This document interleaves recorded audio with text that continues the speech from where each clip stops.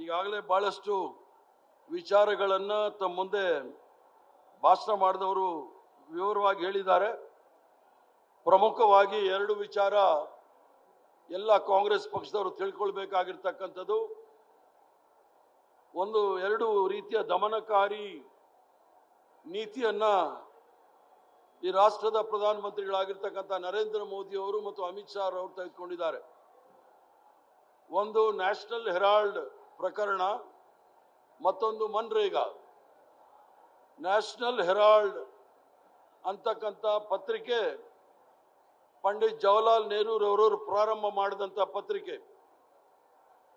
ಸ್ವಾತಂತ್ರ್ಯ ಪೂರ್ವದಲ್ಲಿ ಕಾಂಗ್ರೆಸ್ ಪಕ್ಷದ ಕಾರ್ಯಕರ್ತರಿಗೆ ಮತ್ತು ಸಾರ್ವಜನಿಕರಿಗೆ ಸ್ವತಂತ್ರ ಹೋರಾಟದ ಬಗ್ಗೆ ವಿಚಾರಗಳನ್ನು ತಿಳಿಸ್ಲಿಕ್ಕೋಸ್ಕರ ಎಲ್ಲ ಕಾಂಗ್ರೆಸ್ ಪಕ್ಷದ ನಾಯಕರು ಸಹ ಪ್ರಾರಂಭ ಮಾಡಿದಂಥ ನ್ಯಾಷನಲ್ ಹೆರಾಲ್ಡ್, ಅದರಲ್ಲಿ ಪಂಡಿತ್ ಜವಾಹರ್ಲಾಲ್ ನೆಹರೂರವರು, ಸರ್ದಾರ್ ವಲ್ಲಭಾಯ್ ಪಟೇಲ್ ಅವರು, ಪುರುಷೋತ್ತಮ್ ಟಂಡನ್ ರವರು ಎಲ್ಲರೂ ಸಹ ಪ್ರಾರಂಭ ಮಾಡಿ ಈ ಪತ್ರಿಕೆ ನಿರಂತರವಾಗಿ ರಾಷ್ಟ್ರ ಸೇವೆಯಲ್ಲಿ ತೊಡಗಿತ್ತು. ಆ ಸಂದರ್ಭದಲ್ಲಿ ಕ್ರಮೇಣ ಅದನ್ನ ಓದುವವರ ಸಂಖ್ಯೆ ಕಮ್ಮಿ ಆದಾಗ, ಅದರ ಸಾಲ ಹೆಚ್ಚಳ ಆದಾಗ ಕಾಂಗ್ರೆಸ್ ಪಕ್ಷ ಅದರ ಬೆಂಬಲಕ್ಕೆ ನಿಲ್ತು. ಅಸೋಸಿಯೇಟ್ ಜನರಲ್ ಲಿಮಿಟೆಡ್ ಅಂತ ಹೇಳಿ ಏನು ಒಂದು ಕಂಪನಿ ಇತ್ತು, ಅದರ ಮೂಲಕ ಈ ಒಂದು ಪತ್ರಿಕೆ ಹೊರ ಬರ್ತಾ ಇತ್ತು. ಸುಮಾರು 90 ಕೋಟಿ ಸಾಲ ಮಾಡಿದಾಗ ಆ ಸಾಲವನ್ನು ತೀರಿಸಲಿಕ್ಕೆ ನೀವೆಲ್ಲರೂ ಸಹ ಕಾಂಗ್ರೆಸ್ ಪಕ್ಷಕ್ಕೆ ಏನು ದೇಣಿಗೆ ಕೊಟ್ಟಿದ್ವಿ, ಅದರಲ್ಲಿ ಸ್ವಲ್ಪ ಹಣ, 90 ಕೋಟಿ ರೂಪಾಯಿ ಹಣವನ್ನ ಯಂಗ್ ಇಂಡಿಯಾ ಲಿಮಿಟೆಡ್ ಅಂತ ಹೇಳಿ, ಅದರಲ್ಲಿ ಸೋನಿಯಾ ಗಾಂಧಿ ಅವರು, ರಾಹುಲ್ ಗಾಂಧಿ ಅವರು, ಅಜಯ್ ಮಕನ್ ರವರು, ಬಹಳಷ್ಟು ಜನ ಕಾಂಗ್ರೆಸ್ ಪಕ್ಷದ ನಾಯಕರು ಅದರಲ್ಲಿ ಟ್ರಸ್ಟಿಗಳಿದ್ದಾರೆ.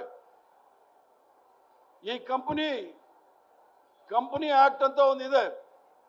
ಕಂಪನಿ ಆಕ್ಟ್ 25ರಲ್ಲಿ ಇದು ಯಾವುದೇ ಲಾಭ ಮಾಡತಕ್ಕಂತ ಕಂಪನಿ ಅಲ್ಲ. ಇದು ಒಂದು ಚಾರಿಟಬಲ್ ಕಂಪನಿ. ಯಾರೂ ಸಹ ಇದರಲ್ಲಿ ಸಂಬಳ ತೆಗೆದುಕೊಳ್ಳಕ್ಕಾಗೋದಿಲ್ಲ, ಯಾರೂ ಸಹ ಲಾಭ ಮಾಡಕ್ಕಾಗೋದಿಲ್ಲ, ಯಾರೂ ಸಹ ಡಿವಿಡೆಂಡ್ ತಗೊಳಕ್ಕಾಗೋದಿಲ್ಲ. ಯಾವುದೇ ರೀತಿಯ ಸಂಭಾವನೆಗಳು ಇರದೇ ಇರತಕ್ಕಂಥ ಕಂಪನಿ ಯಂಗ್ ಇಂಡಿಯಾ ಮತ್ತು AJL ಕಂಪನಿ. ಅದರಲ್ಲಿ ಸುಳ್ಳು ಆರೋಪವನ್ನ ಮಾಡಿ 2012ನೇ ಇಸ್ವಿಯಿಂದ 2025ನೇ ಇಸ್ವಿವರೆಗೂ ನಿರಂತರವಾಗಿ ಚಿತ್ರಹಿಂಸೆ ಕೊಟ್ಟಂತ ಭಾರತೀಯ ಜನತಾ ಪಾರ್ಟಿ, RSS, ನಮ್ಮ ನಾಯಕರಾದ ಸೋನಿಯಾ ಗಾಂಧಿ ಅವರು ಮತ್ತು ರಾಹುಲ್ ಗಾಂಧಿ ಅವರು, AICC ಅಧ್ಯಕ್ಷರಾದ ನಂತರ ಮಲ್ಲಿಕಾರ್ಜುನ್ ಖರ್ಗೆ ಅವರಿಗೆ ನಿರಂತರವಾಗಿ ಚಿತ್ರಹಿಂಸೆ ಕೊಟ್ಟು EDಯಲ್ಲಿ ಅವರ ವಿಚಾರಣೆಗಳು ಮಾಡ್ತಾ ಇದ್ರು. ಮೊದಲು ಎಲೆಕ್ಷನ್ ಕಮಿಷನ್ ಆಫ್ ಇಂಡಿಯಾ ಅದಕ್ಕೆ ಒಂದು ಕಂಪ್ಲೇಂಟ್ ಅನ್ನು ಕೊಟ್ಟಿದ್ರು. Election commission of India complaint ಕೊಟ್ಟಾಗ ಅದರಲ್ಲಿ ಯಾವುದೇ ರೀತಿಯ ತಪ್ಪಿಲ್ಲ ಅಂತೇಳಿ ಅದು ಅರ್ಜಿಯನ್ನು ತಿರಸ್ಕಾರ ಮಾಡ್ತಾರೆ. ತದನಂತರ ಇಡಿ ಕೋರ್ಟ್ ಸುಮಾರು 13 ವರ್ಷಗಳ ಕಾಲ ಸತತವಾಗಿ ವಿಚಾರಣೆ ಮಾಡಿ ಮೊನ್ನೆ ದೆಹಲಿಯ ಸ್ಪೆಷಲ್ ಕೋರ್ಟ್ ಅಲ್ಲಿ ಬಹಳ ಸ್ಪಷ್ಟವಾದ ತೀರ್ಪನ್ನು ಕೊಡ್ತಾರೆ. ಯಾವ ತೀರ್ಪು ಅಂತ ಹೇಳಿದ್ರೆ, ಏನು ಕೇಸ್ ಬುಕ್ ಮಾಡಿದ್ರು ಇಡಿ ಅವರು, ಮನಿ ಲಾಂಡ್ರಿಂಗ್ ಕೇಸು ಮತ್ತು ಹಣದ ದುರುಪಯೋಗ ಆಗಿದೆ ಅಂತ ಹೇಳಿ, ಅವ್ಯವಹಾರ ಆಗಿದೆ ಅಂತ ಹೇಳಿ, ಅದನ್ನ ಬಹಳ ಸ್ಪಷ್ಟವಾಗಿ ತಿರಸ್ಕರಿಸಿ ಅವರ ಜಡ್ಜ್ಮೆಂಟ್ ಅನ್ನು ಕೊಟ್ಟಿದ್ದಾರೆ. ಆ ಜಡ್ಜ್ಮೆಂಟ್ ಅಲ್ಲಿ ಏನಿದೆ ಅಂತ ಹೇಳಿದ್ರೆ, ಯಾವುದೇ ರೀತಿಯ ಹಣದ ವಹಿವಾಟು ನಡೆದಿಲ್ಲ, ಯಾವುದೇ ರೀತಿಯ ಆಸ್ತಿಯನ್ನ ಮಾರಿಲ್ಲ, ಯಾವುದೇ ರೀತಿಯ ಮನಿ ಲಾಂಡ್ರಿಂಗ್ ಆಗಕ್ಕೆ ಯಾವುದೇ ಕೇಸ್ ಇಲ್ಲ ಅಂತ ಹೇಳಿ ಆ ಅರ್ಜಿಯನ್ನು ತಿರಸ್ಕಾರ ಮಾಡ್ತಾರೆ. ಆ ಅರ್ಜಿಯನ್ನು ತಿರಸ್ಕಾರ ಮಾಡಿ ನರೇಂದ್ರ ಮೋದಿಗೆ, RSSಗೆ ಕಪಾಳ ಮೋಕ್ಷ ಮಾಡಿರ್ತಕ್ಕಂಥ ಕೋರ್ಟ್ಗೆ ನಾವೆಲ್ಲರೂ ಸಹ ಧನ್ಯವಾದಗಳನ್ನ ಹೇಳಬೇಕಾಗತ್ತೆ. ಆದ್ರೂ ಸಹ ಇದೇನು ಹೊಸದಲ್ಲ. ರಾಹುಲ್ ಗಾಂಧಿ ಅವ್ರನ್ನು ಸಹ ವಿಚಾರಣೆ ಮಾಡಿದ್ರು, ಶಿವಕುಮಾರ್ ಅವ್ರನ್ನು ಸಹ ವಿಚಾರಣೆ ಮಾಡಿದ್ರು, ಖರ್ಗೆ ಸಾಹೇಬ್ರನ್ನು ಸಹ ವಿಚಾರಣೆ ಮಾಡಿದ್ರು. ಯಾರಲ್ಲೂ ಸಹ ಯಾವುದೇ ಲೋಪದೋಷ ಸಿಕ್ಕಲಿಲ್ಲ ಅಂತ ಹೇಳಿದ್ರೆ ಈಗ ಬೇರೆ ರೀತಿಯಲ್ಲಿ ಪ್ರಯತ್ನವನ್ನು ಮಾಡ್ತಾ ಇದ್ದಾರೆ. ಅದರ ಜೊತೆಗೆ ಮಹಿಳಾ ಈ ಮನ್ರೇಗಾ, ಮಹಾತ್ಮ ಗಾಂಧಿ ರೋಜ್ಗಾರ್ ಯೋಜನಾ, ಇದನ್ನ ವಿಕಸಿತ ಭಾರತ ಉದ್ಯೋಗ ಖಾತರಿ ಮತ್ತು ಜೀವನೋಪಾಯ ಮಿಷನ್ ಅಂತ ಮಾಡಿದ್ದಾರೆ. ನರೇಂದ್ರ ಮೋದಿ ಅವರು ಅಧಿಕಾರಕ್ಕೆ ಬಂದ ನಂತರ ಯಾವುದೇ ಕಾರ್ಯಕ್ರಮಗಳನ್ನು ಕೊಟ್ಟಿಲ್ಲ. ಅವರು ಹೆಸರು ಬದಲಾವಣೆ ಮಾಡಿದಂತ ಕಾರ್ಯಕ್ರಮಗಳು ಹೇಳ್ತೀನಿ ನೋಡಿ. ಅದರಲ್ಲಿ LPG ನೇರ ಲಾಭ ವರ್ಗಾವಣೆ DBTಯನ್ನ PAHL ಅಂತ ಮಾಡಿದ್ದಾರೆ. ಮೂಲ ಉಳಿತಾಯ ಬ್ಯಾಂಕ್ ಠೇವಣಿ ಖಾತೆ ಜನ್ಧನ್ ಯೋಜನಾ ಅಂತ ಮಾಡಿದ್ದಾರೆ. ನಮ್ಮಲ್ಲಿ ನಿರ್ಮಲ್ ಭಾರತ್ ಅಭಿಯಾನ ಅಂತಿತ್ತು, ಭಾರತ್ ಮಿಷನ್. ರಾಷ್ಟ್ರೀಯ ನಗರ ಜೀವನೋಪಾಯ ಅಂತೇಳಿ ದೀನ್ ದಯಾಳ್ ಉಪಾಧ್ಯಾಯ ಹೆಸರು ಹೇಳಿದ್ದಾರೆ. Jawaharlal Nehru rural development urban development scheme ಅಲ್ಲಿ JNRUM ಅಲ್ಲಿ. ಅದರ ಜೊತೆಗೆ ಪ್ರಧಾನಮಂತ್ರಿಗಳ ಸಂಶೋಧನಾ ಫೆಲೋಶಿಪ್ ಯೋಜನೆ PP ಮಾದರಿ ಅನ್ನೋದನ್ನ ಪ್ರಧಾನಮಂತ್ರಿ ರಾಷ್ಟ್ರೀಯ optical fibre network Bharat net ಎಲ್ಲ ಇಂದಿರಾ ಗಾಂಧಿ ಮಾತೃತ್ವ ಸಹಯೋಗ ಯೋಜನೆಯನ್ನ ಪ್ರಧಾನಮಂತ್ರಿ ಮಾತೃವಂದನಾ ಯೋಜನೆ ಅಂತ ಮಾಡಿದ್ದಾರೆ. ಸ್ವಾವಲಂಬನ್ ಯೋಜನೆಯನ್ನ ಅಟಲ್ ಪೆನ್ಷನ್ ಅಂತ ಮಾಡಿದ್ದಾರೆ. ರಾಷ್ಟ್ರೀಯ ಕೌಶಲ ಅಭಿವೃದ್ಧಿ ಕಾರ್ಯಕ್ರಮನ ಸ್ಕಿಲ್ ಇಂಡಿಯಾ ಅಂತ ಮಾಡಿದ್ದಾರೆ. BPL ಕುಟುಂಬಗಳಿಗೆ ಉಚಿತ LPG ಸಂಪರ್ಕ ಪ್ರಧಾನಮಂತ್ರಿ ಉಜ್ವಲ ಯೋಜನಾ ಅಂತ ಮಾಡಿದ್ದಾರೆ. ಪರಿಷ್ಕೃತ ರಾಷ್ಟ್ರೀಯ ಕೃಷಿ ವಿಮಾ ಯೋಜನೆ ಪ್ರಧಾನಮಂತ್ರಿ ಫಸಲ್ ಬಿಮಾ ಯೋಜನಾ ಅಂತ ಮಾಡಿದ್ದಾರೆ. ರಾಜೀವ್ ಗಾಂಧಿ ಆವಾಸ್ ಯೋಜನಾವನ್ನ ಸರ್ದಾರ್ ಪಟೇಲ್ ರಾಷ್ಟ್ರೀಯ ನಗರ ವಸತಿ ಮಿಷನ್ ಅಂತ ಮಾಡಿದ್ದಾರೆ. ರಾಷ್ಟ್ರೀಯ ಹೆಣ್ಮಗು ದಿನಾಚರಣೆ ಕಾರ್ಯಕ್ರಮಗಳನ್ನ ಬೇಟಿ ಬಚಾವ್ ಬೇಟಿ ಪಢಾವ್ ಅಂತ ಮಾಡಿದ್ದಾರೆ. ಮಣ್ಣಿನ ಆರೋಗ್ಯ ಮತ್ತು ಫಲವತ್ತತೆ ನಿರ್ವಹಣೆಗೆ ರಾಷ್ಟ್ರೀಯ ಯೋಜನಾ ಮಣ್ಣಿನ ಆರೋಗ್ಯ ಕಾರ್ಡ್, ಸೆಲ್ಫ್ ಹೆಲ್ಪ್ ಕಾರ್ಡ್, ಜನೌಷಧಿ ಯೋಜನೆಯನ್ನ ಪ್ರಧಾನಮಂತ್ರಿ ಜನೌಷಧಿ ಕಾರ್ಯಕ್ರಮ ಅಂತ ಮಾಡಿದ್ದಾರೆ. ರಾಷ್ಟ್ರೀಯ ಕೃಷಿ ವಿಕಾಸ್ ಯೋಜನೆಯನ್ನ ಪ್ರಧಾನಮಂತ್ರಿ ಕೃಷಿ ಸಿಂಚಾಯಿ ಯೋಜನೆ ಅಂತ ಹೇಳಿ ಎಲ್ಲ ಹೆಸರುಗಳನ್ನ ಬದಲಾವಣೆ ಮಾಡ್ಕೊಂಡು ಬಂದಿದ್ದಾರೆ. ರಾಜಭವನದ ಹೆಸರು ತೆಗೆದು ಲೋಕಭವನ್ ಅಂತ ಮಾಡಿದ್ದಾರೆ. ನೀತಿ ಪ್ಲಾನಿಂಗ್ ಕಮಿಷನ್ ಅಂತಿದ್ದು ನೀತಿ ಆಯೋಗ ಅಂತ ಮಾಡಿದ್ದಾರೆ. ಪ್ಲಾನಿಂಗ್ ಕಮಿಷನ್ ಏನು ಕಾಂಗ್ರೆಸ್ ಪಕ್ಷ ಜವಾಹರ್ಲಾಲ್ ನೆಹರು ಅವರ ಹೆಸರಲ್ಲಿ ಆಗಿದಂತ ಕಾರ್ಯಕ್ರಮ ಅಲ್ಲ. ಅದು ನಮ್ಮ ಸುಭಾಷ್ ಚಂದ್ರ ಬೋಸ್ರವರು ರಾಷ್ಟ್ರದ ಮುಂದಿನ ಸ್ವತಂತ್ರ ಭಾರತಕ್ಕೆ ಯಾವ ರೀತಿ ನಾವು ಕಾರ್ಯಕ್ರಮಗಳನ್ನ ರೂಪಿಸಬೇಕು ಅಂತ ಹೇಳಿ ಪ್ಲಾನಿಂಗ್ ಕಮಿಷನ್ ಸುಭಾಷ್ ಚಂದ್ರ ಬೋಸ್ ಅವರು ಮಾಡಿರ್ತಕ್ಕಂಥದ್ದು. ಆ ಒಂದು ಪ್ಲಾನಿಂಗ್ ಕಮಿಷನ್ ಮೂಲಕ ಪಂಚವಾರ್ಷಿಕ ಯೋಜನೆಯ ಮೂಲಕ ಅದು ನಿಮ್ದು ಯಾವುದೇ ಡ್ಯಾಮ್ ಇರಬಹುದು, ತುಂಗಭದ್ರಾ, ಬಕ್ರಾ, ನಂಗಲ್, ಹಿರಾಕೋಟ್ ಎಲ್ಲ ಡ್ಯಾಮ್ಗಳಿಗೂ ಸಹ ಪಂಚವಾರ್ಷಿಕ ಯೋಜನೆಯ ಮೂಲಕವೇ ಈ ದೇಶದಲ್ಲಿ ಅಭಿವೃದ್ಧಿ ಆಗಿರ್ತಕ್ಕಂಥದ್ದು. ಇವೆಲ್ಲವನ್ನು ಸಹ ಬದಲಾವಣೆ ಮಾಡ್ಲಿಕ್ಕೆ ಹೊರಟಿರ್ತಕ್ಕಂಥವ್ರು ಮನ್ರೇಗಾ 2006ನೇ ಇಸ್ವಿಯಲ್ಲಿ. ಯಾರಾದ್ರೂ ಕೇಳೋದು ಇಷ್ಟ ಇಲ್ಲ ಅಂದ್ರೆ ದಯವಿಟ್ಟು ಹೋಗಿ, ಇಲ್ಲಾಂದ್ರೆ ಸುಮ್ ಕೂತ್ಕೊಳ್ಳಿ. ಮನ್ರೇಗಾ ಅಂತಕ್ಕಂಥದ್ದು 2006ನೇ ಇಸ್ವಿಯಲ್ಲಿ 2006ನೇ ಇಸ್ವಿನಲ್ಲಿ ನಮ್ಮೆಲ್ಲರ ಅಚ್ಚುಮೆಚ್ಚಿನ ನಾಯಕಿ ಸೋನಿಯಾ ಗಾಂಧಿ ಅವರು, ಡಾಕ್ಟರ್ ಮನಮೋಹನ್ ಸಿಂಗ್ ರವರು ಇಬ್ರು ಸಹ ಸೇರಿ ಗ್ರಾಮೀಣ ಪ್ರದೇಶದಲ್ಲಿ ಇರ್ತಕ್ಕಂಥ ನಮ್ಮ ಕೃಷಿ ಕಾರ್ಮಿಕರು ಮತ್ತು ಕೂಲಿ ಕಾರ್ಮಿಕರಿಗೆ ಯಾವುದೇ ರೀತಿಯ ನಿರುದ್ಯೋಗದ ಕಷ್ಟ ಆಗಬಾರ್ದು ಅಂತ ಹೇಳಿ ಅವ್ರಿಗೆ ನಿರುದ್ಯೋಗದ ಅದು ಕಾರ್ಯಕ್ರಮ ಅಲ್ಲ, ಬಹಳ ಸ್ಪಷ್ಟವಾಗಿ ಹೇಳಲಿಕ್ಕೆ ಹೇಳ್ತೀನಿ. ಈ ಒಂದು ಕಾರ್ಯಕ್ರಮ ಕಾನೂನಿನ ಮೂಲಕ ಬಡವರಿಗೆ ಉದ್ಯೋಗದ ಹಕ್ಕನ್ನು ಕೊಟ್ಟಿರ್ತಕ್ಕಂಥ ಕಾರ್ಯಕ್ರಮ. ಇಡೀ ಪ್ರಪಂಚದಲ್ಲಿ ಅತಿ ದೊಡ್ಡ ಕಾರ್ಯಕ್ರಮ ಯಾವುದಾದ್ರೂ ಉದ್ಯೋಗ ಖಾತ್ರಿಯಲ್ಲಿ ಇದ್ರೆ ಅದು ಮನ್ರೇಗಾ, ಸೋನಿಯಾ ಗಾಂಧಿ ಅವರು, ಡಾಕ್ಟರ್ ಮನಮೋಹನ್ ಸಿಂಗ್ ಅವರು ಕೊಟ್ಟಿರ್ತಕ್ಕಂಥದ್ದು. ವಿಶ್ವಸಂಸ್ಥೆಯಲ್ಲಿ ಈ ಕಾರ್ಯಕ್ರಮವನ್ನು ಹಲವಾರು ಬಾರಿ ಹೊಗಳಿರ್ತಕ್ಕಂಥದ್ದು, ಹೊಗಳಿರ್ತಕ್ಕಂಥದ್ದು ನಾವು ನೋಡಬಹುದು. ಆ ಮನ್ರೇಗಾ ಕಾರ್ಯಕ್ರಮ ವರ್ಷಕ್ಕೆ 100 ದಿವಸಗಳ ಕಾಲ ಎಲ್ಲ ಬಡ ಕೃಷಿ ಕಾರ್ಮಿಕರಿಗೆ ಮತ್ತು ಗ್ರಾಮೀಣ ಪ್ರದೇಶದಲ್ಲಿ ಇರ್ತಕ್ಕಂಥ ಕೂಲಿ ಕಾರ್ಮಿಕರಿಗೆ ಅನುಕೂಲ ಆಗ್ತಕ್ಕಂಥ ಈ ಕಾರ್ಯಕ್ರಮದ ವಿರುದ್ಧ ಏನೆಲ್ಲ ಮಾಡಬೇಕು ಅನ್ನೋದು ಮಾಡ್ತಾ ಇದ್ದಾರೆ. 2014ನೇ ಇಸ್ವಿಯಲ್ಲಿ ಪ್ರಧಾನಮಂತ್ರಿ ಆಗಿ ಬಂದಾಗ ಮೊದಲನೇ ಭಾಷಣ ಪಾರ್ಲಿಮೆಂಟ್ ಅಲ್ಲಿ ಅವರು ಮಾಡಿದ್ದು ಕಾಂಗ್ರೆಸ್ ಪಕ್ಷದ ವೈಫಲ್ಯದ ಸ್ಮಾರಕ ಅಂತ ಹೇಳಿದ್ರು.